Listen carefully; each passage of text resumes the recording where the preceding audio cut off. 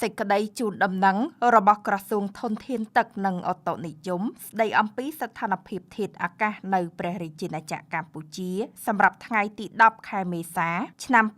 2025 របបខ្យល់មូសុងអេសានដែលបក់លើសមុទ្រចិនខាងត្បូង អាងទន្លេមេគង្គ និងសមុទ្រកម្ពុជាមានឥទ្ធិពលលើព្រះរាជាណាចក្រកម្ពុជា ស្ថានភាពបែបនេះនឹងធ្វើឲ្យធាតុអាកាសចាប់ពីថ្ងៃទី10 ដល់ថ្ងៃទី12 ខែមេសា ឆ្នាំ 2026 នៅតំបន់វាលទំនាបសីតុណ្ហភាពមធ្យមអបបរមា 24 អង្សាសេ និងសីតុណ្ហភាពមធ្យមអតិបរមា 37 អង្សាសេ ខ្យល់បក់មកពីទិសឦសាននិងទិសបូព៌ាមានល្បឿនមធ្យម 2 ម៉ែត្រក្នុង1វិនាទី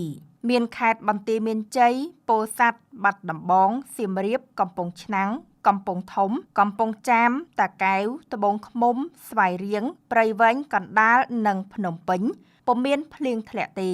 ដែលឡែកនៅតំបន់ខ្ពង់រាបសីតុណ្ហភាពមធ្យមអបបរមា 25 អង្សាសេ និងសីតុណ្ហភាពមធ្យមអតិបរមា 36 អង្សាសេ ខ្យល់បក់មកពីទិសឧត្តរនិងទិសឦសានមានល្បឿនមធ្យម 3 ម៉ែត្រក្នុង1វិនាទី មានខេត្តឧត្តរមានជ័យ បៃលិន កំពង់ស្ពឺ រតនគិរី ក្រចេះ ស្ទឹងត្រែង មណ្ឌលគិរី ព្រះវិហារ ជួរភ្នំដងរែក និងតំបន់ជួរភ្នំក្រវាញពុំមានភ្លៀងធ្លាក់ទេ រីឯនៅតំបន់មាត់សមុទ្រសីតុណ្ហភាពមធ្យមអបបរមា 24 អង្សាសេ និងសីតុណ្ហភាពមធ្យមអតិបរមា